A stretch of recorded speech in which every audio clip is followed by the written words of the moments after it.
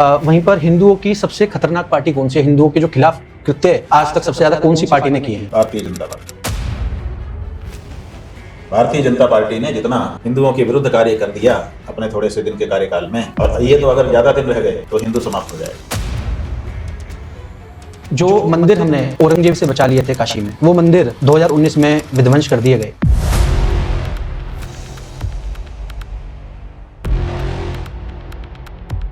इसीलिए तो हमारे मुंह से इनके लिए आज का औरंगजेब शब्द निकला। यही योगी जिसको आप लोग साधु संत कहते हो, हम तो हुमायूं का बेटा अकबर कहते हैं, हम तो औरंगजेब कहते हैं। इसीलिए कहा क्योंकि हमने वो दृश्य देखे कि कैसे मंदिर और उसके अंदर की मूर्तियों को तोड़ तोड़ करके फेंका जा रहा है। वहीं पर एक वीडियो में आपको दिखाना चाहूंगा। आज हमारी सरकार का संकल्प है, न गौ माता को कटने देंगे, न गौ माता को कहीं पे अनावश्यक रूप से विचरने देंगे। अरे मुस्लिम तो गोमांस खाते हैं, उसमें तो कोई मना नहीं है। क्यों नहीं सही है? असम में बहुत सारे मुस्लिम लोग हैं, ये गोमांस खाते हैं। हम मना तो नहीं कर रहा हूँ, हम एक ही बात बोला, घर का अंदर सामाजिक प्रेस में मत। ये दो अलग अलग आइडियोलॉजी एक ही पार्टी में, एक तरफ बोल रहे हैं गौ माता को काटने नहीं देंगे, दूसरी तरफ कह रहे हैं कि घर के अंदर खा सकते हैं। ये क्या चल रहा है? ये चल नहीं रहा है, ये उनका सिद्धांत है और उन्होंने पहले से इसको निरूपित किया। भोपाल में आज से 1 महीने पहले कुछ मुस्लिम वर्ग के द्वारा गौ माता को राष्ट्रमाता नहीं राष्ट्र पशु के लिए उन्होंने आंदोलन करा था। मध्य प्रदेश में गौ माता के साथ होते अत्याचार और गौकशी की घटनाओं के विरोध में ऑल इंडिया मुस्लिम कमेटी के कार्यकर्ता सड़क पर उतरे। भोपाल में संगठन के सदस्यों ने विरोध जताया और गौवंश की सुरक्षा की मांग की, गाय को राष्ट्रीय पशु घोषित करने की मांग की। तो आप कैसे देखते हैं कि मुस्लिम भी अब आगे आ रहे हैं? ऐसा है कि हम जब लखनऊ गए थे तो वहाँ पर मुस्लिम संस्था के कुछ लोग आए। योगी आदित्यनाथ ने विधानसभा में खड़े होकर बोला कि कोई भी व्यक्ति अपने नाम के पीछे शंकराचार्य नहीं लगा सकता। हर व्यक्ति शंकराचार्य नहीं लिख सकता। वहीं पर खुद वो कोर्ट से प्रतिबंधित एक व्यक्ति है जिसका नाम वासुदेवानंद करके है, उनके पीछे वो ट्विटर पर ट्वीट करते हैं शंकराचार्य लगाकर। तो आप किस तरीके से देखते हैं इसको? हमने कहा ना, ये बेशर्म है। ये केवल आदित्यनाथ नहीं, उनकी पूरी टोली। आपके सोशल मीडिया पर काफी समर्थक बढ़ते जा रहे हैं, पर समर्थक के साथ साथ कुछ राजनीतिक आलोचक भी हैं। वहीं पर आपकी अभी कुछ समय पहले एक छोटी छोटी क्लिप उन्हीं आलोचकों ने डालनी शुरू करी। एक पत्रकार महिला थी जो पॉडकास्ट ले रही थी, उसने आपको सर से संबोधित किया और आपने उनको डांट दिया। तो सर सामने आनी चाहिए ना महाराज जी, बस सर मत कहो, सर क्यों कहती है मुझे? मैं सर हूं। ऐसे कमेंट थे कि महिलाओं के साथ ये व्यवहार होना चाहिए क्या एक संत का? क्या शंकराचार्य जी को क्रोध आना चाहिए नहीं आना चाहिए? तो आप कैसे देखते हैं? शंकराचार्य जी को क्रोध नहीं आना चाहिए। ऐसे किसी हिंदू को क्रोध नहीं आना चाहिए। क्रोध का ठेका केवल मुसलमानों का और ईसाइयों का, क्रोध का ठेका केवल राजनीतिज्ञों का है। भगवान ने क्रोध काहे के लिए बनाया? हमारे शास्त्रों में साफ साफ लिखा है कि गलत काम होते देख करके जिसको क्रोध नहीं आता वो धार्मिक नहीं है। जब गंगा आंदोलन चल रहा था उस वक्त एक कांग्रेस के सीएम थे उत्तराखंड के, वो स्टेज पर आ गए थे तो आपने उनको स्टेज पे से उतार दिया था। तो जो लोग आज कांग्रेसी करते हैं, तो कांग्रेस के वक्त आपने जितना कांग्रेस का विरोध करा उतना तो आज भाजपा का नहीं किया कभी। अब बात यह है कि ये सब इतिहास जी। जिन लोगों ने ये सब देखा है वो समझ सकते हैं कि हम कितना कड़क थे कांग्रेस के विरुद्ध। अंत में अगर कोई त्रुटि हुई हो गुरुदेव तो माफ कीजिएगा। अच्छा लगा आपने ऐसे प्रश्न पूछे, लोगों को बरगलाया जा रहा है और हमने ये अनुभव किया कि उन्हीं प्रश्नों पर आप हमारा पक्ष जनता के सामने रखना चाहते हैं, इसलिए एक अपनत्व जागा आपकी बातचीत से। नमस्कार दोस्तों, आज हम आए हैं मेरठ में और आज हमारे चैनल के लिए और हमारे लिए बहुत बड़ा दिन है, क्योंकि आज हमारे गुरुदेव हमारे भगवान आज हमारे साथ हमारे चैनल पर आए हैं। बहुत बहुत स्वागत है भगवान आपका हमारे चैनल पर। कैसे हैं आप? ठीक है। भगवान, आज आपसे जानेंगे कि सरल भाषा में अगर सनातन धर्म को समझें तो सनातन धर्म क्या है? सनातन धर्म बिजली की वो मोटर है जो चला दो तो पानी को ऊंचे से ऊंची मंजिल में चढ़ा देती। अगर आपको ऊंचाई पाना है तो जिस प्रक्रिया को अपनाने से आपको ऊंचाइयां मिलती हैं जी, उसी प्रक्रिया का नाम धर्म है। और इसके विपरीत जो चीज़ हम जहाँ हैं वहाँ से हमको नीचे गिराए उसी का नाम अधर्म है। वहीं पर एक सामान्य व्यक्ति को अगर धर्म का पालन करना हो तो वो किस तरीके से करता है, जो जॉब कर रहा हो या बिजनेस कर रहा हो उसको? देखिए, धर्म जो है उसका पालन कई स्तर पर होता है। तो सबसे पहली तो बात यह है कि जो चीज़ भगवान ने हमको दी है जी, वो है हमारा शरीर। हमको भगवान की तरफ से ये शरीर मिला है। इसी शरीर में हमारी इंद्रियां हैं, हमारा मन है, हमारी बुद्धि है, हमारा जो कुछ भी अस्तित्व है वो विद्यमान है। इसलिए किसी भी व्यक्ति को सबसे पहला काम जो करना चाहिए वो ये कि अपने तन और मन को स्वस्थ रखे, प्रसन्न रखे। जी, कामकाजी होने का मतलब ये नहीं है कि अपना शरीर बिगाड़ ले। अपना मन बिगाड़ ले। अगर ऐसा कोई करता है तो इसका मतलब वो अधर्म कर रहा है। इसलिए धार्मिक व्यक्ति को सबसे पहले अपने आप को तन मन दोनों ही स्तरों पर स्वस्थ रखने की आवश्यकता है।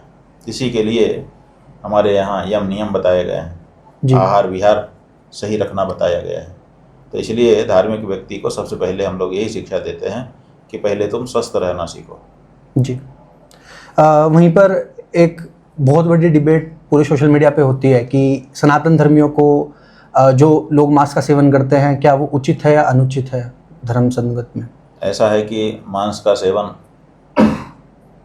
क्यों करना है?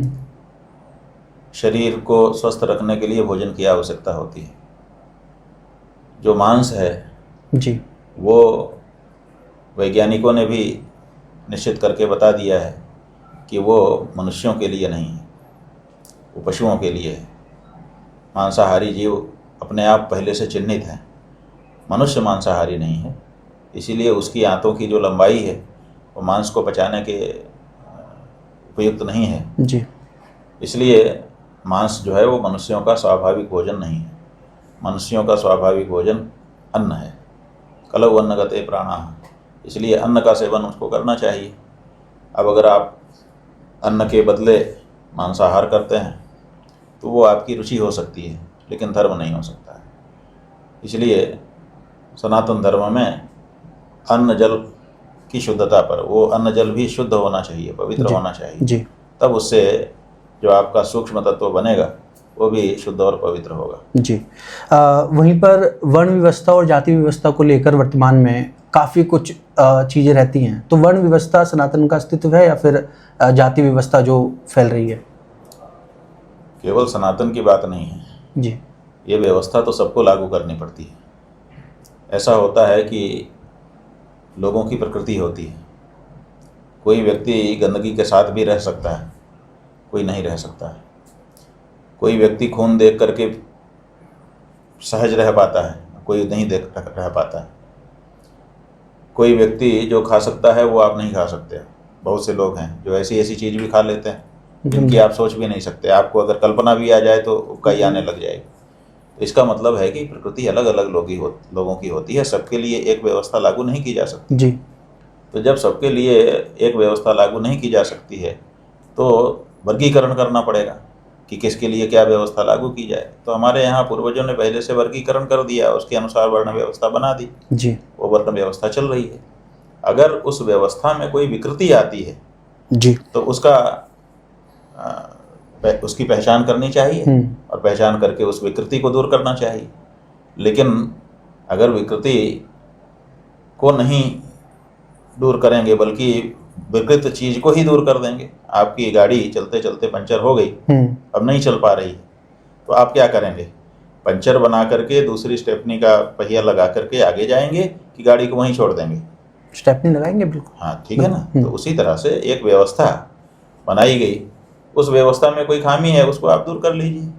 आप पूरी व्यवस्था को ही छोड़ने की बात कर देते हैं, तो ये तो नहीं ठीक है ना। ठीक है। क्योंकि जो व्यवस्था बनाई गई है वो समाज के अनुशीलन के अनंतर बनाई गई है और उसका बड़ा लाभ भी पूर्व काल में इतिहास में देखा गया है कि इसका बड़ा लाभ रहा है। आज भी आंशिक रूप से वो हमारे समाज में विद्यमान है। लोग कितना भी कह लें कि हम उसके विरुद्ध हैं, लेकिन वो कहीं ना कहीं उसका पालन करते हुए दिखाई दे रहे हैं। तो ऐसी परिस्थिति में एक सुपरीक्षित व्यवस्था आपके बीच में है जी। आप उसको छिन्न भिन्न करना चाहते हैं। नई व्यवस्था आपके पास कुछ है नहीं, आप क्या नई व्यवस्था देंगे? आप कहते हैं कि हम सबको बराबरी कर देंगे, कर दीजिए, कौन मना करता है? कैसे कर देंगे? बच्चों को बूढ़ा कैसे बना देंगे? अगर सबको बूढ़ा बनाना पड़ेगा तो बच्चे कैसे अचानक बूढ़े हो जाएं? और अगर सबको बच्चा बनाना है तो बूढ़ों को कैसे आप बच्चा बनाएंगे? जी।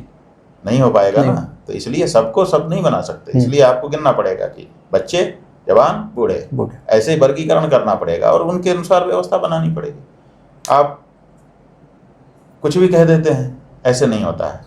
कोई ना कोई वर्गीकरण तो करना ही पड़ता है। इतना बड़ा ये मेरठ शहर बसा हुआ है, हमने देखा, इसमें भी वर्गीकरण है। ये अमुक कॉलोनी है, ये अमुक मोहल्ला है, ये अमुक इलाका है जी। और उसके अनुसार व्यवस्था हो रही है। वहाँ का एक, इस इलाके का एक देखने वाला है, इस इलाके का एक देखने वाला है, जो सिविल काम है उसका देखने वाला अलग है, जी। नगर पालिका का मेंबर है जी। जो प्रशासनिक काम है उसका एक अलग है, जो पुलिसिया काम है उसका एक अलग है। तो आपने ऐसे वर्गीकरण करके रखे हैं ना, तभी तो व्यवस्था चल रही है।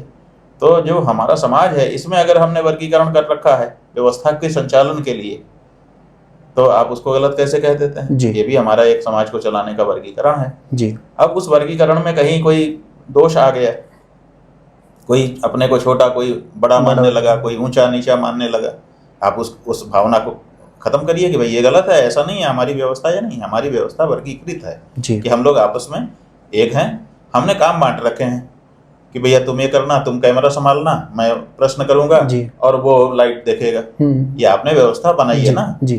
तो इस व्यवस्था को हम छिन्न भिन्न कर देंगे कि देखिए इसको तो बेचारे को लाइट पकड़ा के खड़ा कर दिया, अभी खड़ा रहेगा, इसको कैमरा पर क्या ये नहीं पूछ सकता? इसके अंदर क्या बुद्धि नहीं है दो शब्द प्रश्न पूछने की? तो आप ही क्यों पूछोगे? अगर ये हम करें तो सुनने को बहुत अच्छा लगेगा, लेकिन फिर सब प्रश्न ही पूछेंगे तो फिर लाइट कौन पकड़ेगा? तो इसलिए ये तो अपने को आपस में मिलकर व्यवस्था बनानी ही पड़ेगी कि भैया अपने लोग ऐसा है कि इतना काम है, एक एक काम पकड़ लेते हैं जी। तो वो पुराने समय से हमारे पूर्वजों ने बनाई हुई है जी। उसमें जो विकृति है उसके बारे में चर्चा की जा सकती है और उसको दूर किया जाना चाहिए जी। लेकिन व्यवस्था को ही छोड़ करके आगे बढ़ना ये बहुत बड़ी भूल होगी जी। वहीं पर एक बहुत बड़ा मुद्दा देश में है, वो है गौ माता का। तो गौ माता हमारे लिए महत्वपूर्ण क्यों है? दूसरा इसके साथ ही कि सनातन धर्म में कोई भी पूजा गौ माता के बिना सफल क्यों नहीं है? अब आपने पहले पूछा कि गौ माता हमारे लिए महत्वपूर्ण क्यों है, और बाद में आपने कहा कि कोई भी पूजा हमारी बिना गाय के क्यों नहीं होती जी। दोनों हम समझते हैं दोनों प्रश्न नहीं है, ये तो एक प्रश्न और एक उत्तर है। आपके हिंदू धर्म में जी आपका कोई कार्य जी बिना गाय के संभव ही नहीं है। आपके हर कार्य में जी गाय की जरूरत पड़ती है, और इसीलिए गाय के बिना हमारा काम चल ही नहीं सकता है, इसलिए हमारे लिए अत्यंत महत्वपूर्ण है।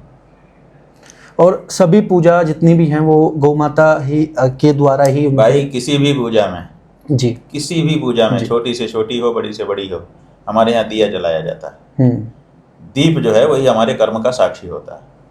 वो दीप देव रूपस्तम कर्म साक्षी यज्ञकृत यावत पूजा समाप्ति स्यात् तावत तुम सुस्थिरो भव। हे दीप तुम देवता रूप हो, तुम ही हमारे कर्मों के साक्षी हो, इसलिए जब तक हमारी पूजा चले तुम भी जलते रहना जी। ये प्रार्थना हम करते हैं। तो दिया तो हमको जलाना ही पड़ेगा, और वो दिया बिना गाय के घी के जलता ही नहीं है हमारी पूजा का जी। तो ऐसी परिस्थिति में हमारी कोई पूजा आगे, और बहुत सी दूसरी भी चीज़ें हैं, लेकिन हमने एक उदाहरण से आपको बताया कि हमारी कोई भी पूजा बिना गाय के घी के आगे बढ़ेगी नहीं, बिना गाय के आगे बढ़ेगी नहीं जी। वहीं पर हमने देखा कि आज से 2 साल पहले गौ माता की कोई बात नहीं कर रहा था। गुरुदेव आपके प्रयास की वजह से आज 2 साल के बाद हर कोई गौ माता की बात कर रहा है और करनी पड़ रही है उनको। और आज जो लोग, जो नेता सिर्फ राजनीति के लिए गौ माता की बात करते थे, राजनीति के समय गौ माता की बात होती थी जब वोट मांगने जाते थे, आज गुरुदेव आपकी वजह से, आपके जो प्रयास रहे उसकी वजह से आज हर नेता गौ माता की बात कर रहे हैं। तो आप इसको कैसे देखते हैं? ऐसा है कि ये आपका अपना आकलन है कि हमारी वजह से ये हुआ, हम ये नहीं मानते। हम ये मानते हैं कि हम सनातन धर्मियों के हृदय में परंपरागत आनुवंशिक गौ भक्ति की भावना भरी हुई है। तो किसी समय कोई भी प्रकरण आ जाने से सबके हृदय की वो भावना जागृत हो जाती है। हमारे कारण हो गया ऐसा हम नहीं कह पाएंगे जी। लेकिन सबके मन में है, पूरा देश जी चाहता है कि गौ माता का सम्मान हो और गौ माता के प्रति जो अपराध किए जा रहे हैं वो ना किए जाए। वहीं पर गौ माता की जैसे बात चल रही है, तो एक पार्टी जो 2014 में गौ माता के नाम पर बनी थी, और हर एक चुनाव में गौ माता के नाम पर वो लोग वोट मांगते हैं। वहीं पर एक वीडियो मैं आपको दिखाना चाहूँगा। संकल्प है ये उत्तर प्रदेश के सीएम न गौ माता को कहीं पे अनावश्यक रूप से विचरने देंगे। अरे मुस्लिम तो गौ मांस खाते हैं, उसमें तो कोई मना नहीं है। गौ मांस खाने वाला कैंडिडेट को वोट चाहिए सर। क्यों नहीं चाहिए? असम में बहुत सारे मुस्लिम लोग हैं, ये गौ मांस खाते हैं, हम मना तो नहीं कर रहा हूँ, हम एक ही बात बोला, घर का ठीक है, समझ गए। तो ये दो अलग अलग आइडियोलॉजी एक ही पार्टी में, एक तरफ बोल रहे हैं गौ माता को काटने नहीं देंगे, दूसरी तरफ कह रहे हैं कि घर के अंदर खा सकते हैं। ये क्या चल रहा है? ये चल नहीं रहा है, ये उनका सिद्धांत है जी। और उन्होंने पहले से इसको निरूपित किया हुआ है। वो कहते हैं सबका साथ, सबका विकास, सबका विश्वास। तो सबका मतलब जी। अब कह रहे हैं कि गाय खाने वाले भी हैं, गाय पूजने वाले भी हैं, तो हमको तो सबका चाहिए। तो सबका चाहिए, तो जहाँ गाय के पूजने वाले हैं वहाँ हम गाय की पूजा करने का वीडियो दिखाएंगे, और जहाँ गाय को खाने वाले हैं वहाँ हम अपना आंकड़ा दिखाएंगे कि देखो हमने तो इतना बीफ निर्यात कर दिए। तो वो उनकी पॉलिसी है कि हम दोनों तरफ रहेंगे, हम दोनों बात करेंगे। जहाँ जैसा रंग होगा, गंगा गए तो गंगा दास, जमुना गए तो जमुना दास। ये कहावत है कुछ धूर्त लोगों के बारे में जी। वो धूर्तता इनके अंदर पहले से छिपी हुई है जी। इन्होंने नारा ही गढ़ा, सबका साथ, सबका विकास, सबका विश्वास। सबका विश्वास कैसे कोई कर सकता है? सबका साथ कैसे कोई कर सकता है? हम तो लाइक माइंडेड लोगों का ही साथ कर सकते हैं। आप बताओ, अगर राजनीतिक दृष्टि से देखें तो अपने यहाँ दक्षिणपंथी राजनीति है, वामपंथी राजनीति है, मध्यमार्गी राजनीति है। अब कोई कहे हम सबका साथ, इसका मतलब कम्युनिस्ट से भी हमारा तालमेल है, इसका मतलब कांग्रेस से भी हमारा तालमेल है, और हम तो दक्षिणपंथी यही है ना जी। समय समय पे दिख भी जाता है। जरूरत पड़ती है हम मुलायम सिंह को कार सेवकों का हत्यारा भी कह देते हैं, और जरूरत पड़ती है तो उसको राष्ट्रीय पुरस्कार से सम्मानित भी कर देते हैं। अगर आवश्यकता पड़ती है तो हम जो नौकरशाह हैं उनको ब्लेम भी लगा देते हैं, और बाद में मंदिर निर्माण समिति का अध्यक्ष भी बना देते हैं जी। तो हर मामले में, जिस मामले में आप देखोगे उसी मामले में जरूरत पड़ेगी। तो इतने बड़े शाकाहारी हम हैं कि अमेरिका में जाते हैं प्रधानमंत्री बन के तो 9 दिन केवल लेमन वाटर पीते हैं। इतने बड़े हम धार्मिक हैं, और जरूरत पड़ती है तो प्लेट में मछली निकाल करके नोच नोच के खाते दिखा देते हैं, तिलक लगा के और गमछा ओढ़ करके। ये तो हमारे तो कोई जवाब है हमारा? ये पार्टी इस पार्टी का कोई जवाब नहीं है। इतना धूर्त आज तक कोई नहीं मिला जितना धूर्त ये हैं। इतना धूर्त कोई राजनीतिक दल या कोई संस्था आज तक नहीं आई। ये तो सब कुछ, ये अब इनका समर्थन भी यही इन्हीं के लोग करेंगे, इनका विरोध भी इन्हीं के लोग करेंगे जी। आप एक आंदोलन शुरू कर दीजिए, इनके आदमी दूसरे दिन से वही आंदोलन शुरू कर देंगे और आपको पीछे छोड़ देंगे। और बाद में जब वो कहेंगे, इशारा आ जाएगा कि अब चुप हो जाओ, तो चुप हो जाएंगे। उस आंदोलन को दबाने के लिए उस आंदोलन को पहले दबाएंगे और बाद में खुद चुप हो जाएंगे। तो ये इनकी जो कार्य पद्धति है वो गजब की है। ये मतलब बिल्कुल भरोसे के काबिल नहीं है। ये क्या कहते हैं, क्या करते हैं जी, कोई वारा न्यारा नहीं जी, इनका कोई शोर नहीं।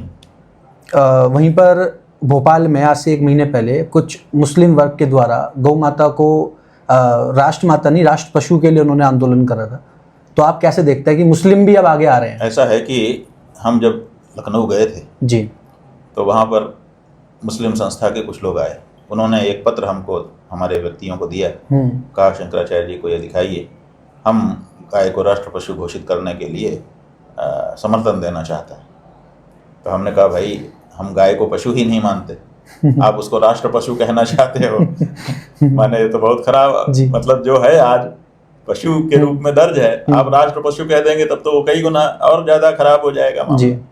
इसलिए नहीं, अगर आप राष्ट्र माता कह सकते हो तो बात सुनेंगे, नहीं तो आप लोग वापस जाइए जी। तो उन्होंने जब सुना तो जा करके पत्र का संशोधन करके ले आए, तो कहा कि हम राष्ट्र, बोले हम तो शब्द के बारे में अनभिज्ञ थे, हम तो आपकी भावना के साथ हैं, आप राष्ट्र माता कहते हैं, हम राष्ट्र माता। तो हमने उनको फिर मौका दिया, हमने कहा आप बोलिए। तो उन्होंने अपना पढ़ के सुनाया और बोला भी वो राष्ट्र माता कह रहे हैं। तो ये जो राष्ट्र पशु की बात है, ये अनजाने में कह रहे हैं, वो समझ रहे हैं कि शायद यही कहना अच्छा होगा, लेकिन उनको अगर समझाया बताया जाए तो वो मान जाएंगे। असल में ये राष्ट्र पशु की बात जो आई जी, कहाँ से आई है इसको भी समझ लीजिए। ये मुसलमानों के उस भोपाल के दल के साथ नहीं आई, ये कुछ वर्ष पहले राष्ट्रीय स्वयं संघ के द्वारा एक राष्ट्रव्यापी अभियान चलाया गया।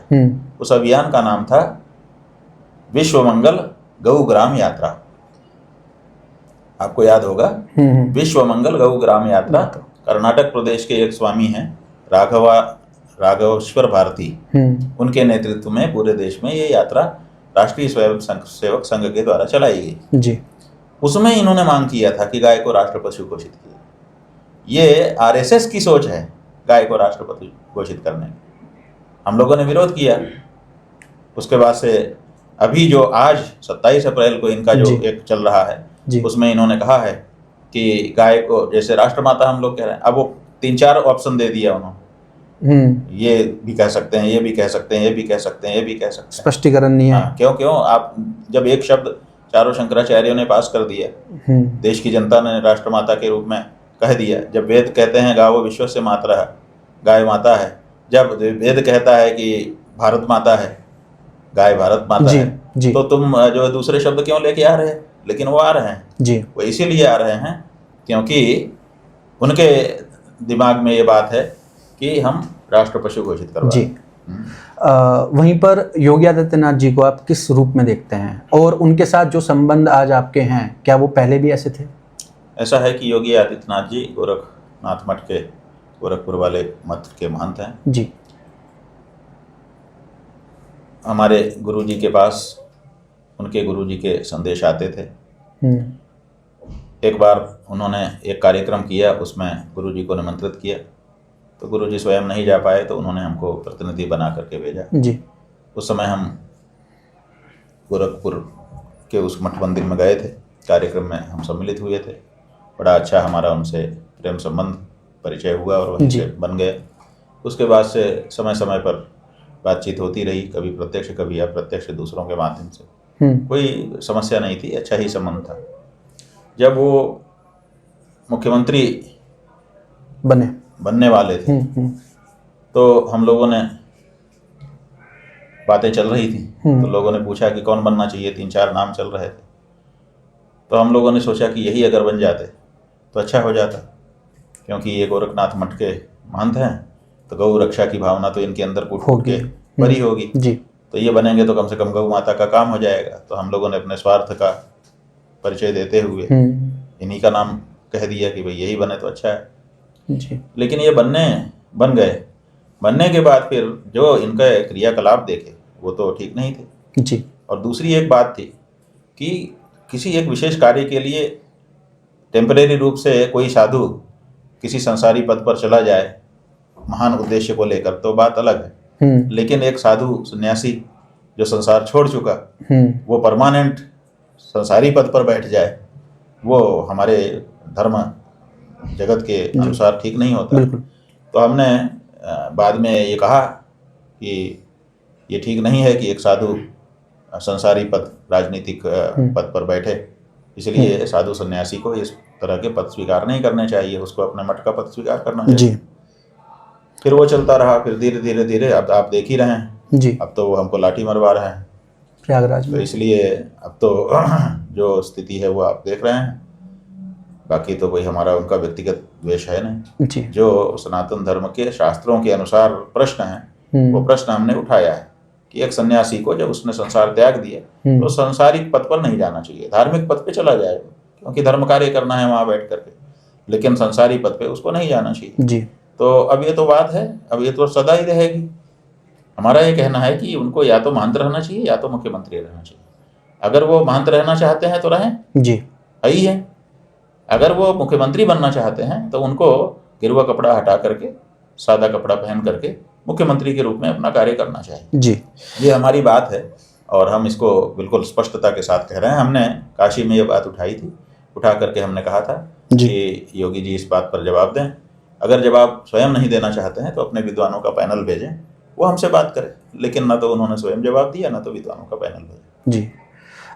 वहीं पर योगी आदित्यनाथ ने विधानसभा में खड़े होकर बोला कि कोई भी व्यक्ति अपने नाम के पीछे शंकराचार्य नहीं लगा सकता।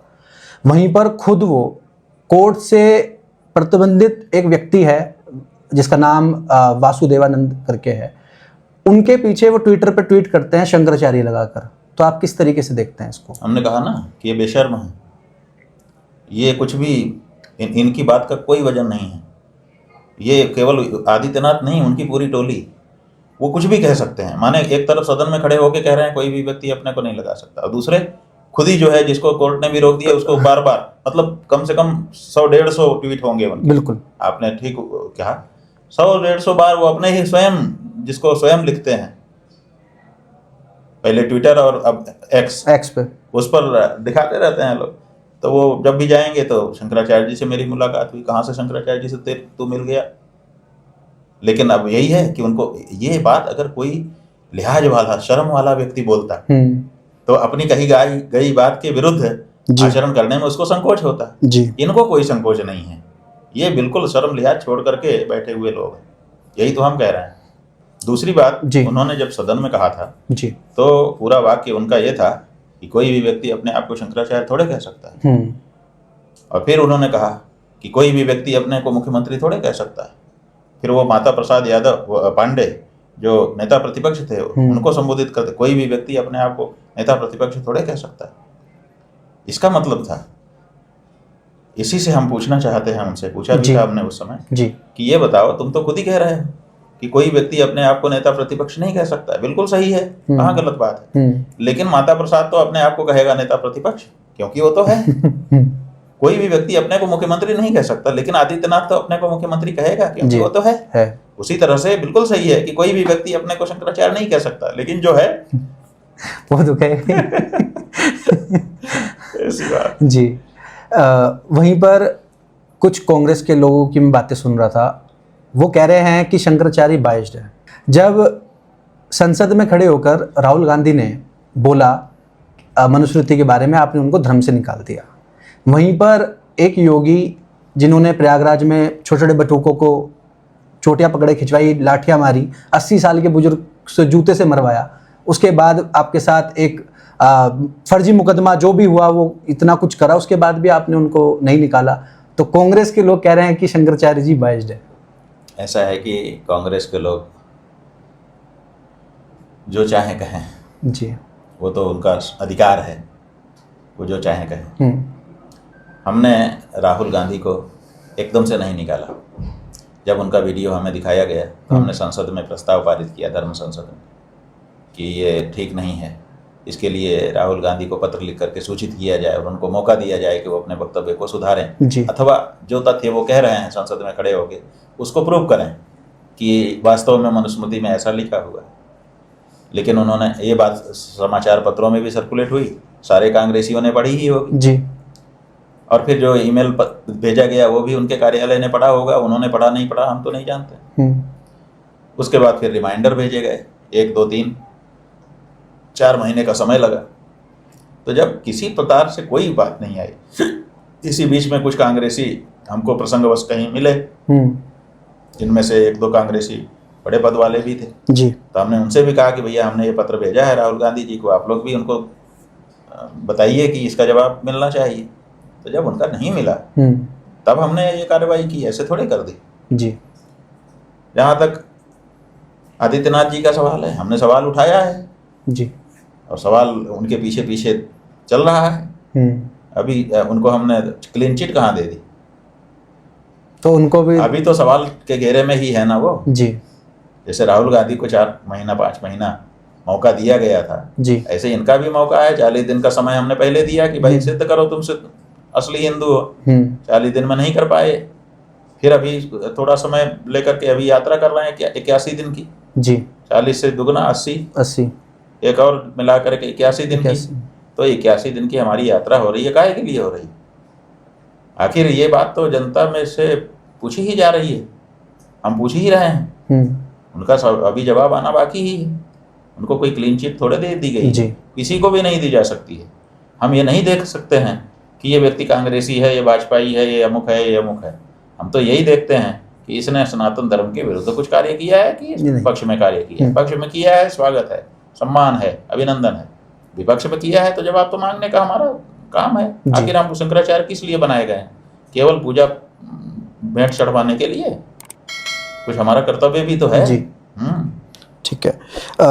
वहीं पर 125 करोड़ हिंदुओं के शंकराचार्य के ऊपर ऐसा इतना धूर्त आरोप लगाया गया, तो आप इसको किस तरीके से देखते हैं? किस तरफ जा रही है राजनीति? ये राजनीति तहत पूरा हुआ ऐसा है कि इससे ये पता चलता है कि नीचता के मामले में अब इनका कोई सानी नहीं है। ये कितना भी नीचे जा करके काम कर सकते हैं।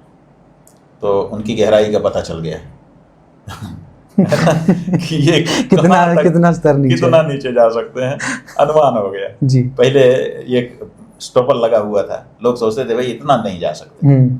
लोगों ने कहा भी कि अरे भाई आपको अपनी खुन्नस निकालनी थी, निकालते, ईडी भेज देते जी। कुछ और दूसरा कुछ कर देते, लेकिन ये तो नहीं करना चाहिए। लेकिन उन्होंने तो किया ना, और किया, और आज तक उस पर डटे हुए हैं। इसका मतलब है कि वो बहुत नीचे जा सकते हैं जी। नीचता की पराकाष्ठा लांघने में उनको कोई दिक्कत नहीं है। तो उनकी पहचान हो गई, इससे ज़्यादा क्या है। जहाँ तक मुकदमे का है, झूठा मुकदमा तो झूठा ही है। हमने वकीलों की बैठक बुलाई थी जी। तो उनसे पूछा कि भाई क्या करना चाहिए। उन्होंने कहा कि क्वेश्चन का मुकदमा हम कर सकते हैं, हमारे पास कानून में एक उपबंध है जी कि आप ये कर दीजिए क्वेश्चन के लिए, जी। तो ये क्वेश हो जाएगा क्योंकि झूठा मुकदमा है जी। तो हमने कहा क्वेश हो जाएगा तो उससे ये पता चल जाएगा कि गलत कौन था, सही कौन था। उन्होंने कहा कि सामान्य रूप से पता चल जाएगा, लेकिन ये भी हमने उनसे कहा कि ये भी तो हो सकता है कि इससे लोग कहें कि ये तो अपना शंकराचार्य जी हैं, अपना प्रभाव का प्रयोग करके इन्होंने ये कर लिया। इसलिए हमारा ये कहना है कि ये मुकदमा ट्रायल पे चलना चाहिए, सिद्ध करें वो जो आरोप उन्होंने लगाया है। फिर हमने उनसे पूछा वकीलों से कि आप लोग एक बात बताइए कि क्या गलत कहानी बना करके उसको न्यायालय में सच्चा सिद्ध किया जा सकता है? कोई परिस्थिति ऐसी हो कि भाई झूठे को भी सच बना देते हैं लोग, तो क्या ऐसा संभव है? तो उन्होंने कहा कि नहीं, ये तो नहीं संभव है। कुछ भी करो, गलत तो गलत ही रहेगा, जब ट्रायल होगा तो गलत ही रहेगा। तो हमने 3 बार पूछा है, साफ साफ बताओ। तो उन्होंने कहा कि नहीं, गलत को सही सिद्ध करना ये कठिन हो जाएगा, ये संभव नहीं। तो हमने कहा जब गलत को सही नहीं सिद्ध किया जा सकता है तो आप ट्रायल करो। तो अब देखिए क्या होता है। अभी तक तो पुलिस ने जांच की रिपोर्ट नहीं दी जी। वहीं पर आपके सोशल मीडिया पर काफ़ी समर्थक बढ़ते जा रहे हैं, पर समर्थक के साथ साथ कुछ राजनीतिक आलोचक भी हैं। वहीं पर आपकी अभी कुछ समय पहले एक छोटी छोटी क्लिप उन्हीं आलोचकों ने डालनी शुरू करी, जहां पर आपने एक पत्रकार महिला थी जो पॉडकास्ट ले रही थी, उसने आपको सर से संबोधित किया और आपने उनको डांट दिया। तो क्या था पूरा प्रकरण? और जिस तरीके से आलोचना करी जा रही है कि ऐसे कमेंट थे कि महिलाओं के साथ ये व्यवहार होना चाहिए क्या एक संत का? क्या शंकराचार्य जी को क्रोध आना चाहिए, नहीं आना चाहिए? तो आप कैसे देखते हैं? शंकराचार्य जी को क्रोध नहीं आना चाहिए। ऐसे किसी हिंदू को क्रोध नहीं आना चाहिए। क्रोध का ठेका केवल मुसलमानों का और ईसाइयों का। क्रोध का ठेका केवल राजनीतिज्ञों का है। भगवान ने क्रोध काहे के लिए बनाया, बताओ? हमारे शास्त्रों में साफ साफ लिखा है, शास्त्र पढ़ने वाले आके बात करो ना जी, कि गलत काम होते देख करके जिसको क्रोध नहीं आता वो धार्मिक नहीं है। अगर आप गलत काम को देख करके सह सकते हो, इसका मतलब कि आप धार्मिक नहीं हो जी। धार्मिक व्यक्ति वो होता है जो सही काम को करे और गलत काम को न करने के लिए खड़ा हो जाए। खबरदार, नहीं कर सकते हो। उसको गुस्सा आना आवश्यक है। अधर्म को सह पाना ये अधर्म है। इसलिए अधर्म को न सहने के लिए हमारे शास्त्रों ने हमको आज्ञा दी है जी। क्यों नहीं गुस्सा करें हम? ताकत ना हो तब भी गुस्सा करने के लिए कहा है। उसी के तहत तो जटायु जो है रावण के खिलाफ भिड़ गया था, ललकार दिया था कि खबरदार दुष्ट, ये क्या कर रहा है तू जी, मेरी आंखों के सामने मैं ये नहीं सह सकता। तो जिस देश में गिद्ध भी महाबलशाली रावण से भिड़ जाते थे, उसको दुष्ट कह करके पुकारते थे जी। हाँ, उस देश में आप गुस्से को गलत कह रहे हो? आप हमारी आंखों के सामने गलत करो और हम चुप रह जाएं? ये क्यों? ये कैसे होगा? और ये सर क्या है? हमने पूछा कि भाई तुम्हारे माँ बाप अंग्रेज हैं? बोले नहीं है। तुम अंग्रेज हो? कि नहीं है। तो फिर तुम अंग्रेजी ये पद क्यों किसी के लिए बोल रहे हो?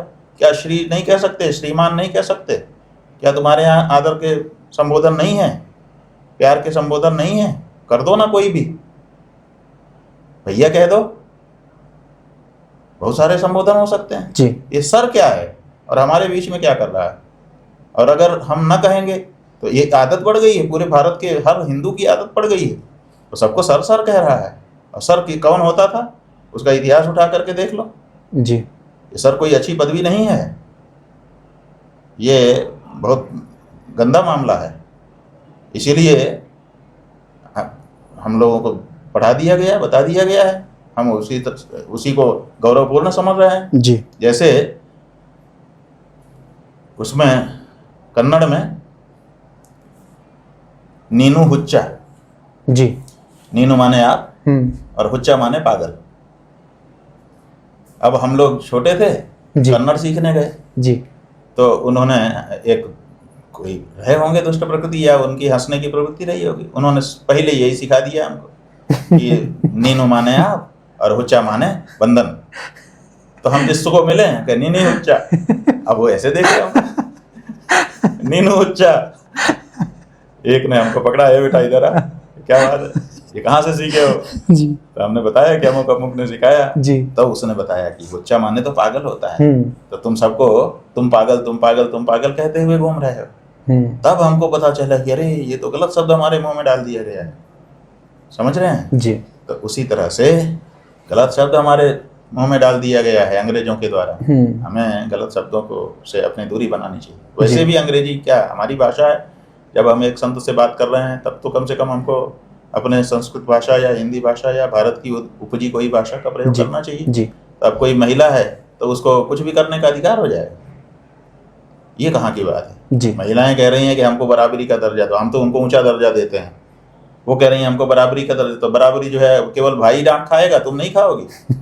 हाँ बताओ, जब तुमको बराबरी चाहिए जी तो भाई ठीक है, तुम भी डांट खाओ। जी। गलत करने पे डांटा, जी और उन्होंने तो नहीं कहा हमके कि आपने गलत डांटा। हमने जब इंटरव्यू पूरा हुआ तो हमने कहा आपको हमने डांटा, आपको बुरा तो नहीं लगा? उन्होंने कहा नहीं, आपने गलत बात पे डांटा।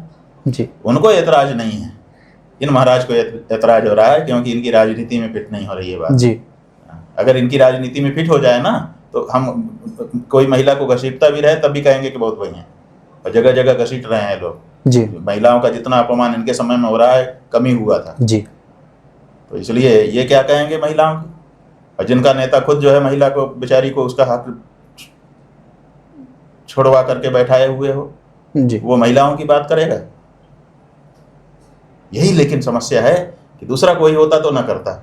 इनकी हिम्मत ये है कि ये गलती करने पर भी अपने आप को बहुत अच्छा साबित करने में कोई दिक्कत नहीं महसूस। वहीं पर आपके आलोचक एक वीडियो दिखाना चाहता हूँ। ये वीडियो काफ़ी दिनों से चला रहे हैं, सीएए का मामला था। बात ये है कि राय ये है कि उसमें जो हाँ ये पूरी वीडियो आपने देखी होगी। इसमें ये शरणार्थियों के बारे हाँ मुसलमानों को भी देना चाहिए यार, देना चाहिए। हाँ, इसके ऊपर जब सीएए आ रहा था जी, तो इस पर बातचीत चल रही थी। किसी पत्रकार ने हमसे पूछा, शायद फोन पर ही फोन पूछा पर तो उन्होंने हमसे पूछा, तो उन्होंने कहा कि शरणार्थी जो हैं, शरण जिनको दी जाती है, तो आपको क्या उसमें बात है? जी तो हमने कहा कि भाई देखिए, शरण देना तो अच्छी बात है, लेकिन शरण देने वाले में इतनी ताकत होनी चाहिए, पहली बात, कि वो फिर उसकी रक्षा कर सके। एक बात। दूसरी बात ये है कि हम जब शरण देते हैं तब ये नहीं देखते हैं कि हिंदू है कि मुसलमान। जी शरणागत है, बस इतना ही देखा जाता है। शरणागत के दूसरे कोई गुण दोष नहीं देखे जाते। शरण देना बहुत ऊंची बात मानी गई है सनातन धर्म में, शरणागति से बढ़कर के कुछ नहीं है। लेकिन फिर ये नहीं देखा जाता है कि ये कौन है। जो शरण में आया वो स्वीकार करो। तो आप हिंदू मुसलमान देख रहे हो, फिर कह रहे हो शरण, तो शरण शब्द या तो मत लगाओ जी, और या तो हिंदू मुसलमान देखना बंद करो। ये हमने कहा, तो हमने क्या गलत कह दिया? लेकिन ये मुसलमानों के पक्ष पर, तुम मुसलमानों के 300 कार्यक्रम चला दो, तुम मुसलमानों के लिए भारत सरकार का खजाना खोल करके बहा रहे हो। बिल्कुल। मुसलमान घर में बेटी का विवाह होगा तो आप इतना रुपया दे रहे हो, उनका लड़का पढ़ना चाहे इतना रुपया दे रहे हो, हिंदू लड़की का विवाह है ठेंगा दे रहे हो, और उसके बाद आप जो है बड़े मुसलमानों के विरोधी हो। अरे भाई, हम मुसलमान का विरोध नहीं करते हैं, हम हिंदू का विरोध नहीं करते हैं, हम हिंदू मुसलमान नहीं देखते हैं, हम जगत गुरु हैं। अगर कोई अच्छी बात कहता है हम क्यों उसका विरोध करेंगे? और अगर कोई गलत बात हमारा हिंदू करता है तो हम उसका कान क्यों नहीं पकड़ेंगे? हम गलत और सही केवल देखते हैं। जैसे न्यायाधीश अपनी न्याय की कुर्सी पर बैठने के बाद केवल न्याय और अन्याय देखता है, उसी तरह से शंकराचार्य भी अपनी गद्दी पर बैठने के बाद उचित अनुचित देखता है, हिंदू मुसलमान नहीं देखता है। अगर कोई मुसलमान हमसे आगे पूछेगा तो जो न्याय की बात होगी हम उसको भी वही बताएंगे, अन्याय नहीं बता सकते जी। तो इसलिए आप एक तरफ शरण की बात कर रहे हैं और शरणार्थी की बात कर रहे हैं और दूसरी तरफ हिंदू मुसलमान देख रहे हैं, तो हमने उसको स्पष्ट किया कि भाई ये शरण शब्द हटा दो, शरण में ये नहीं देखा जाता है। शरण में तो जो शरणागत है चाहे जैसा है उसके अंदर 1000 दुर्गुण है फिर भी शरणागत है तो शरण जी। ये हमने कहा जी। वहीं पर अभी आपको एक धमकी मिली थी, ऑडियो के माध्यम से फ़ोन करके धमकी दी थी, तो भगवान डर लगता है जिस तरीके से धमकी दी ऐसा जा है रही कि है? धमकी तो दी गई थी। जी। हम लोगों का काम क्या था, हम लोगों को धमकी दी गई, हमारे कार्यालय के फ़ोन में वो धमकी आई थी, कार्यालय के लोगों ने हमको सुनाया, हमने कहा ठीक है सुन लिया, इससे ज़्यादा क्या। फिर कार्यालय के लोगों ने चिंता व्यक्त की, बहुत सारे दूसरे लोगों ने चिंता व्यक्त की। जब लोगों को पता चला हमने सबको कहा कि भाई ठीक है चिंता तो होनी चाहिए, इसमें क्या दिक्कत है, कर क्या सकते हैं, तो पुलिस को सूचना करो। अपने देश में यही है नियम है। पहले हमारे यहाँ ये नियम था कि हम स्वयं शस्त्र धारण करते थे, कई मामले तो हम खुद ही देख लेते थे। ये एक समय था हमारे देश में, हर व्यक्ति को अपने आत्मसम्मान की रक्षा और अपने आश्रितों की रक्षा, अपने प्रतीकों की रक्षा के लिए अधिकार था भारत देश में। अगर मेरे किसी धार्मिक प्रतीक पर कोई आक्रमण कर रहा है तो हम पुलिस में थोड़े जाते थे राजा के पास, हम खुद ही जो है खड़े होकर के ललकार देते थे। कोई हमारे आश्रितों पर, हमारी माँ बहन बेटी पर, हमारे बच्चों पर, हमारे वृद्धों पर आक्रमण करता था, हम खुद लड़ जाते थे जी। या हमारे स्वाभिमान पर कोई बात आई हम कटार निकाल लेते थे, तलवार निकाल लेते थे, डंडा चला देते थे।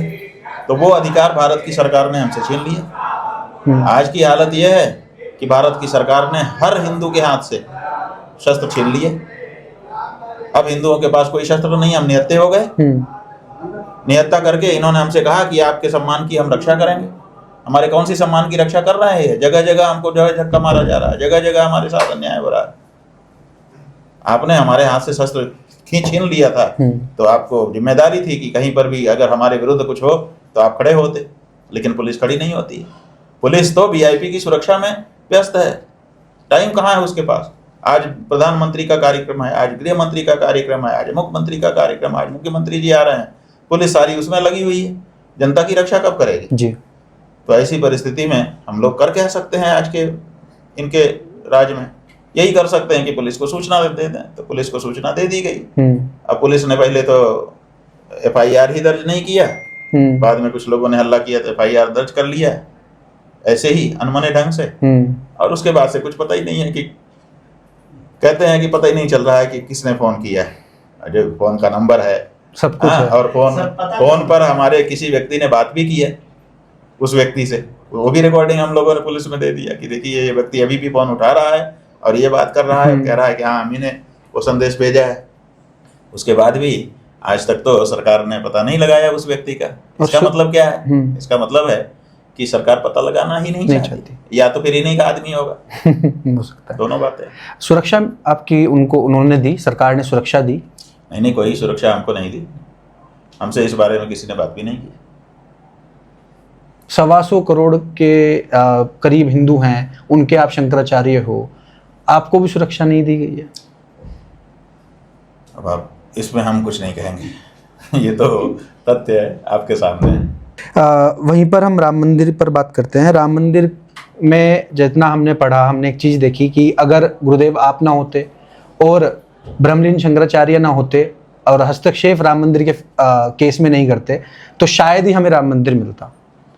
तो सवाल ये है कि जिस तरीके से आपने लड़ाई लड़ी और उसके बाद आप लोगों को साइडलाइन करके अधूरे मंदिर में प्राण प्रतिष्ठा कर दी, आपका क्या मत है इसके ऊपर? ऐसा है कि हमने समय समय पर अपना अभिमत इस बारे में प्रकाशित किया है जी। ये बात बिल्कुल सही है कि हमारे ब्रह्मलीन गुरुजी महाराज, जो कि ज्योतिष पीठ और द्वारका शारदा पीठ के जगत गुरु शंकराचार्य थे, मुख्य रूप से उनके और उनके साथ बाकी 2 पीठों के, पुरी और श्रृंगेरी पीठ के शंकराचार्य जी, इतना ही नहीं जो दूसरे आचार्यगण हैं, उन सब की सम्मिलित एक युति ने इस बारे में प्रयास किया।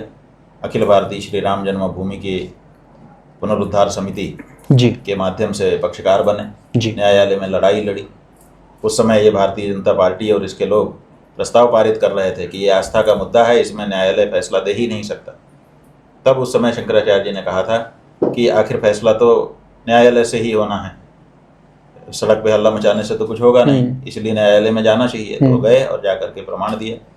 ये हमारे गुरु जी का ही वैशिष्ट्य है, उन्हीं की कृपा है कि उन्होंने हमको विशेषज्ञ गवाह के रूप में प्रस्तुत किया, हमारे द्वारा प्रमाण प्रस्तुत करवाए और गवाही दिलवाई। हमारा भी उसी में एक नाम होता है जी, लेकिन असल में तो गुरु जी का जो था उसी को हम प्रस्तुत कर रहे थे, इसलिए पूरा श्रेय हमारे गुरु महाराज का जी। हम इसमें मानेंगे। कितने दिन कोर्ट में खड़े होकर आपने गवाही दी थी?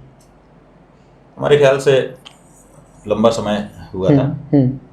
रोज सवेरे 10 बजे से शाम को 5 बजे तक वहाँ पर जिरा होती थी। लंबे कई दिनों लगे थे, अभी तो इतना याद नहीं है, 20-25 दिन तो रहे होंगे जी।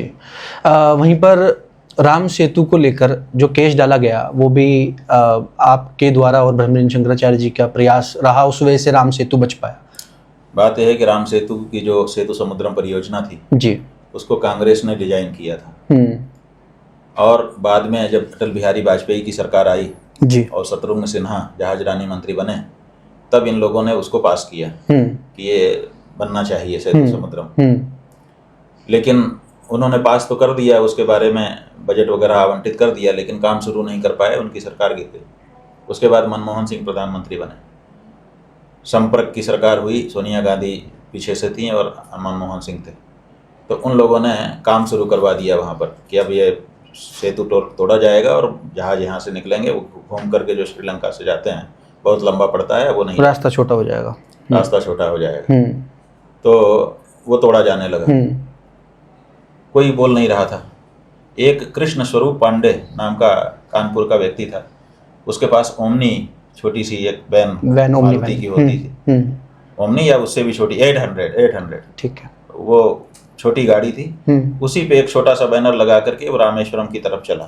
तो जी टीवी ने उसको कवर किया, बाकी किसी ने कवर नहीं किया, एक टीवी ने केवल उसको कवर किया। किसी पत्रकार के ध्यान गया होगा, उसने कहा कि भाई देखिए एक व्यक्ति अकेला एक छोटी सी गाड़ी लेकर के राम सेतु बचाने जा रहा है। तो ये समाचार आधा मिनट का जी टीवी पर दिखाया गया। संयोग से हम उसको देख रहे थे, क्योंकि राम सेतु टूट रहा है क्या। तो फिर हम लोगों ने पता किया, पता चला कि हाँ तो सेतु समुद्रम प्रोजेक्ट बन गया और तोड़ा जा रहा है। फिर हमने अपने गुरु महाराज को फोन किया, वो दूर थे, दूसरी जगह थे। हमने कहा गुरु जी ऐसे ऐसे हो रहा है, तो क्या करना चाहिए। तो उन्होंने कहा अरे ये तो नहीं टूटना चाहिए, वो हमारे भगवान श्री राम का चिन्ह है, उसको नहीं तोड़ा जाना चाहिए।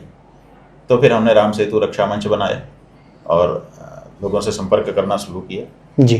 कांग्रेस वालों से मिले, उन्होंने कहा कि नहीं ये तो हमारी सरकार का ड्रीम प्रोजेक्ट है, बहुत बड़ा प्रोजेक्ट है, हम इसको बंद नहीं कर सकते।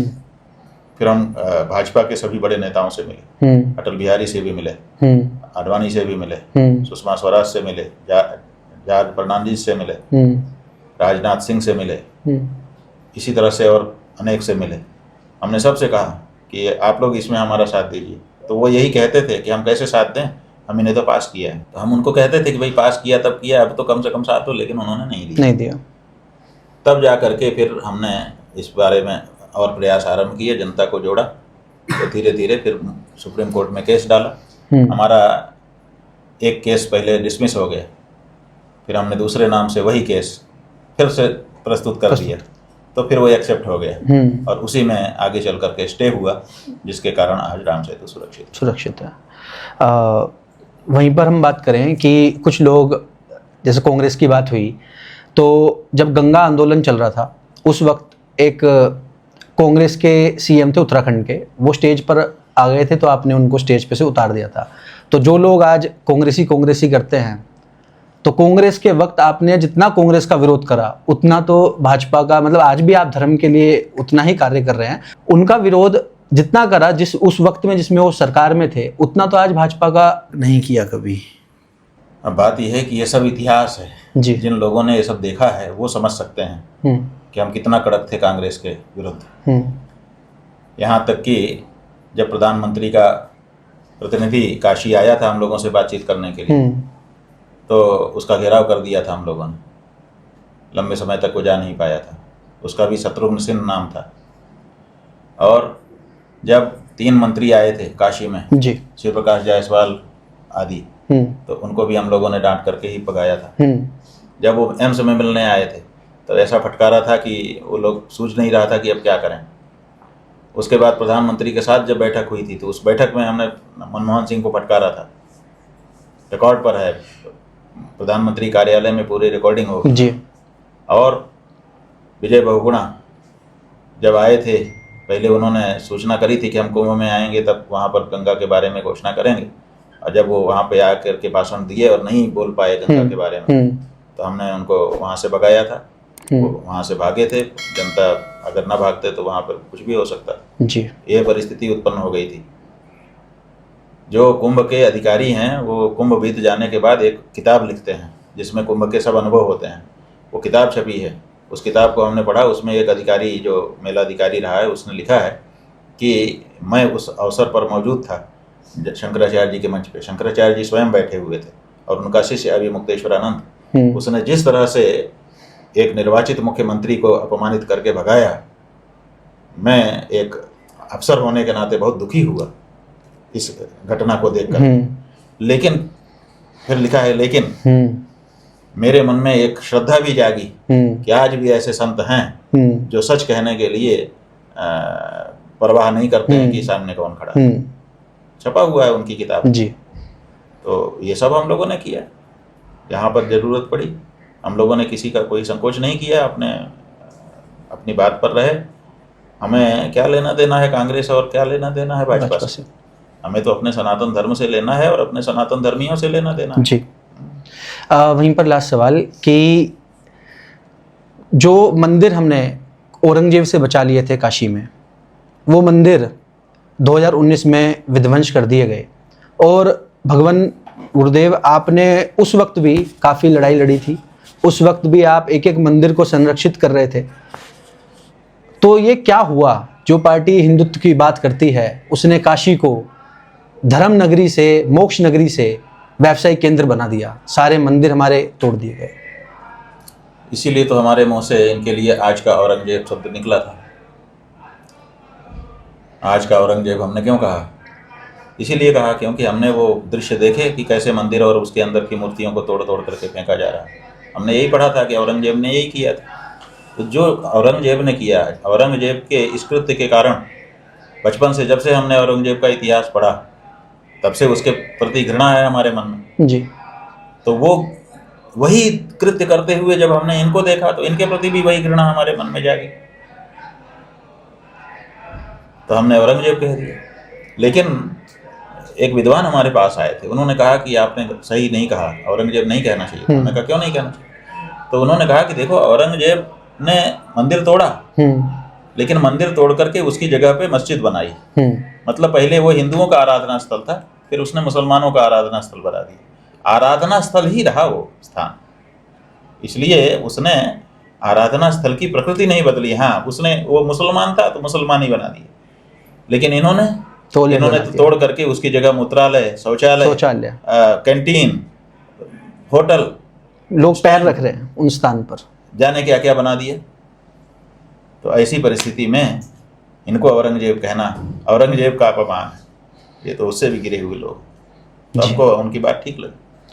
तो जो भगवान जितने मंदिर टूटे, तो हम उम्मीद करेंगे कि जब सत्ता परिवर्तन होगा, जब हवा का रुख और होगा, तब वो मंदिर भगवान हमें जो मंदिर ऐसा है कि हम लोगों ने जो आंदोलन उस समय मंदिर बचाओ आंदोलन शुरू किया था जी, उस आंदोलन को लंबे समय तक चलाने के बाद उसको विराम दिया, और विराम इसी संकल्प के साथ दिया है कि आज हमारा वातावरण नहीं है, आज हम कमज़ोर हैं, लेकिन हम भगवान से प्रार्थना करेंगे कि वो समय जल्द से आए कि हमको भी कुछ ताकत मिले। मंदिर को तोड़ने वालों को अगर आपने ताकत दी है तो रक्षकों को भी ताकत दीजिएगा। कोई दिन आएगा जिस दिन वो मौका हमारे पास आएगा, जहाँ जहाँ जो जो मंदिर था, जैसा था उससे सवाया बना करके फिर से हम प्रतिष्ठा करके आपको प्रणाम करके इस आंदोलन को पूरा समझेंगे जी। तो अभी वो आंदोलन हमारा स्थगित है, समाप्त नहीं हुआ। वहीं पर हमारे सारे धर्म तीर्थस्थल को, केवल काशी नहीं, केदारनाथ भी, बद्रीनाथ भी, हर जगह व्यावसायिक केंद्र बना दिया है कि पैसा छापने की मशीन की पैसा छापा जाए। आस्था का मतलब नहीं रह गया। तो आप इसको कैसे देखते हैं? अभी तो मंदिर को मॉल बनाना उनकी ये मुहिम चली हुई है। अब देखिए ना, उनकी गजब की धृष्टता है कि हमारे मंदिर में कॉरिडोर शब्द लगा रहे हैं अंग्रेजी का, और अपने कार्यालय में तीर्थ शब्द लगा रहे हैं। माने उनका जो कार्यालय है वो तीर्थ है, तीर्थ, और हमारा मंदिर कॉरिडोर। क्या स्थिति है? अब वहाँ पर जहाँ पर पहले साधना का, उपासना का, भावना का वातावरण रहता था, अब वहाँ पर कमाई का दृष्टिकोण हो गया है। इतने रुपए की टिकट कटाओ, इतने रुपए की पूजा करो, अगर आपके पास पैसा है तब तो आपको आगे जाने को मिलेगा, नहीं तो धक्का मार के पीछे कर दिया जाएगा। बहुत हालत खराब है जी। वहीं पर हिंदुओं की सबसे खतरनाक पार्टी कौन सी है? हिंदुओं के जो खिलाफ कृत्य आज तक सबसे ज़्यादा कौन सी पार्टी ने किए हैं? भारतीय जनता पार्टी। भारतीय जनता पार्टी ने जितना हिंदुओं के विरुद्ध कार्य कर दिया अपने थोड़े से दिन के कार्यकाल में, दूसरी पार्टियों ने भी हिंदुओं के विरुद्ध कार्य किए हैं, नहीं किए हैं ऐसा नहीं, लेकिन इनकी बराबरी में। और ये तो अगर ज़्यादा दिन रह गए तो हिंदू समाप्त हो जाएगा। तो 2027 में भगवान क्या रुख रहेगा?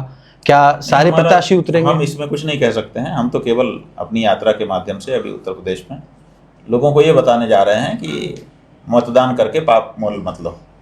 ऐसे व्यक्ति को मतदान करो जो पापी ना हो, पाप ना करे जीत कर, ताकि तुमको भी पाप का फल ना मिले। बस इतना ही बताना हमारा उद्देश्य। जैसे बिहार में आपने काफ़ी सीटों पर प्रत्याशी खड़े करे थे, तो ऐसे ही उत्तर प्रदेश में भी होंगे? हाँ, क्यों नहीं। अगर कोई पार्टी गौ रक्षा के लिए आगे नहीं आएगी तो आखिर जिन लोगों ने संकल्प ले लिया है वो वोट करने, गौ रक्षा को ही वोट देने का, वो किसको वोट देंगे? अभी कल अहमदाबाद से फोन आ रहा था जी कि यहाँ पे वोटिंग हो रही है, हम किसको वोट दें, कौन गाय के लिए खड़ा है। तो हमको पता करना पड़ा, तो वहाँ 2 ही प्रत्याशी थे जिन्होंने गाय के लिए किया था, उनके लिए हमने किया था। जिस वार्ड में से पूछ रहा था वो व्यक्ति, उसको हम नहीं बता पाए, अंत में उसको नोटा देना पड़ा। तो बहुत से लोग हैं जिन्होंने संकल्प ले लिया है, आखिर वो किसको वोट देंगे? इसलिए किसी न किसी को तो गाय का वोट लेने के लिए खड़ा होना ही पड़ेगा जी। तो इसलिए तब तक अगर किसी पार्टी में सद्बुद्धि जागेगी और अगर वो कहेगी कि हाँ हम करेंगे, तो उसको दिया जाएगा, और नहीं तो फिर नए लोग खड़े होंगे, जैसे बिहार में खड़े हुए जी। अंत में क्या मैसेज देना चाहेंगे आप? ये देखिए, दिखा रहे हैं हमारे पांडे जी। ये आप कैमरे में दिखाइए भैया, जूम करके। ये क्या है? ये कह रहे हैं कि ये ज्योति जलाई गई है जी। ये ज्योति है। ये तो जैसे हवन कुंड से आग निकलती हो वैसा स्वरूप है, लेकिन ये प्लास्टिक का है। और ये कह रहे हैं कि हमने ज्योति जला दी है। माने भगवान की जगह पर एक दिया भी नहीं जलाएंगे, वहां पर भी प्लास्टिक का एक स्वरूप टाइप करके रख देंगे, मोमेंटो बना के रख देंगे और कहेंगे कि ज्योति जल रही है। कैसे नकली लोग हैं, कैसे ढोंगी लोग हैं जी। लेकिन पता नहीं क्यों जनता इन्हीं के पीछे, इन्हीं के पीछे, इन्हीं के पीछे। दुर्भाग्य ही है जनता का, विनाश काले विपरीत बुद्धि। जब आपकी आलोचना होती है भगवान, तो आपको डिमोटिवेशन आता है? लगता है कि जिन हिंदुओं के लिए मैं लड़ रहा हूँ। आलोचना का मतलब क्या है जी? कि कोई कुछ भी बोलेगा तो हम क्या सोचेंगे? जब कोई तथ्ययुक्त बात बोले, माने ऐसी बात बोले कि देखिए ये तुम गलत कर रहे हो अभी मुक्तेश्वर आनंद, बिल्कुल हम ध्यान देंगे। लेकिन जब हम देखते हैं कि मूर्खतापूर्ण बातें कर रहा है, आग्रह दुराग्रह से बोल रहा है, केवल बहकावे में आकर के कुछ भी गाली देना सिखा दिया गया है तो बोल रहा है, उससे हम पे क्या प्रभाव पड़ेगा? हमको हंसी आती है, उसकी मूर्खता पे तरस आता है जी। अगर कोई तथ्ययुक्त कमी हमारी बताएगा जी, तो हम उसका अभिनंदन करेंगे, क्या हो भाई तुमने बहुत सही हमको ध्यान दिलाया, ये गलत हमसे हो रहा था। ऐसा तो कोई आता नहीं गाली देने के लिए। आप आगे आप दे लीजिए गाली, उससे हमारा मुंह थोड़े गंदा हो, हमारा शरीर थोड़े गंदा होगा, तुम्हारा मुंह ही गंदा होगा जी। गंदगी वहीं से निकल रही है। ये बात जी। अंत में अगर कोई त्रुटि हुई हो गुरुदेव तो माफ कीजिएगा। अच्छा लगा आपने ऐसे प्रश्न पूछे जिन पर लोगों को बरगलाया जा रहा है, और हमने ये अनुभव किया कि उन्हीं प्रश्नों पर आप हमारा पक्ष जनता के सामने रखना चाहते हैं। इसलिए एक अपनत्व जागा आपकी बातचीत से। लेकिन जो मूल बात है वो यही है कि जनता ऐसा नहीं है कि सच नहीं जानती है। थोड़े से प्रतिशत लोग होंगे जो हो सकता है कि सचमुच भ्रम में हों, लेकिन इतने दिनों से हम बात कह रहे हैं, कहीं ना कहीं कोई कोना तो छू करके देखता है आदमी कि भाई बात ही ठीक है। तो इसलिए जनता को पता है, जो लोग बोल रहे हैं विशेष करके ये सोशल मीडिया वगैरह पर भी, वो लोग जानबूझ के अंधे बने हुए लोग हैं। वो जो लिख रहे हैं ना, कोई ज़्यादातर तो IT सेल लिखता है, उसको लिखने के पैसे मिलते हैं। बिल्कुल। और दूसरे जो हैं वो अपना कीमत बढ़ाने के लिए, अपना नंबर बढ़ाने के लिए लिखते हैं। जी। तो वो सब अलग बात है। लेकिन जो आम लोग हैं, हमको नहीं लगता है कि अब किसी के मन में इस बारे में शंका है कि हम क्या बोल रहे हैं, क्योंकि इतनी बार हमारी बातें सुन चुके हैं कि उनको पता चल चुका है कि ये व्यक्ति जो है ये अपने धर्म के अनुसार बोल रहा है, सच के अनुसार बोल रहा है। जी। बहुत बहुत धन्यवाद आपका भगवान, आपने अपना महत्वपूर्ण समय। क्या नाम है आपका? अतुल नाम है मेरा, अतुल राजपूत। और आपके चैनल का? The untamed voice. हाँ? The untamed voice. Untamed? Untamed voice. Untamed voice. जी। बहुत अच्छा जी, आपके चैनल को आशीर्वाद। जी, धन्यवाद।